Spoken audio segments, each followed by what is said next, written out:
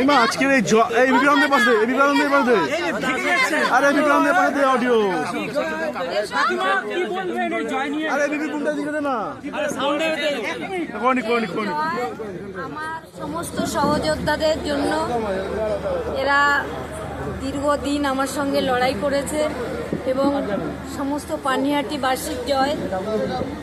আমি আগেই বলেছিলাম এই ঘোষ ফ্যামিলি থেকে, তাদের থ্রেড কালচার থেকে আমি পানিহাটিকে মুক্ত করতে চাই। আমি সেটা পেরেছি। আর আমি বলেছিলাম তৃণমূলকে মূল সমেত উপড়ে আমি ড্রেনে ফেলবো, গঙ্গাও ফেলবো না, তাতে গঙ্গাও অপবিত্র হবে। কত মার্জিনে জিতলেন আপনি? প্রায় 30,000। 30,000 ভোটে এই জয় আপনি কাকে উৎসর্গ করবেন? এতদিনের লড়াই আপনার একটা প্রতিজ্ঞা নিয়ে আপনি নেমেছেন, কাকে উৎসর্গ করলেন জয়? জয় আমাকে মোদিজি মনোনয়ন দিয়েছিলেন, আমি মোদিজিকে প্রণাম জানিয়ে এই জয় আমি মোদিজিকেই উৎসর্গ করব। কিন্তু আমার মেয়ে দুর্গা ভালোবাসত, সে সারা বাংলায় পদ্মফুল ফুটিয়ে দিয়েছে। তাহলে আপনার মেয়ের কথা মাথায় রেখে সারা বাংলাকে আরো শান্তি দিতে চান?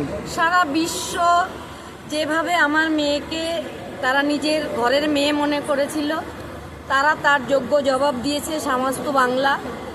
আমাকে অনেকেই কটু কথা অনেক বলেছেন, কিন্তু সেই জায়গাটা উপেক্ষা করে সারা বাংলা জবাব দিয়েছে তাদের, যে তারা আমার পাশে আছে এখনো।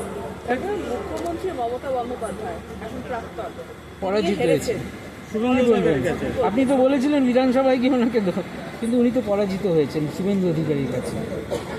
আমি আমার জেল যাত্রা দেখতে চাই, ওনার এবং ওনার ভাইপো। আমাদের মাননীয় স্বাস্থ্যমন্ত্রী, মাননীয় পুলিশ মন্ত্রী, মাননীয় মুখ্যমন্ত্রীও তিনি। এবার আপনার মেয়ে বিচার পাবে? অবশ্যই পাবে। কি পাবে?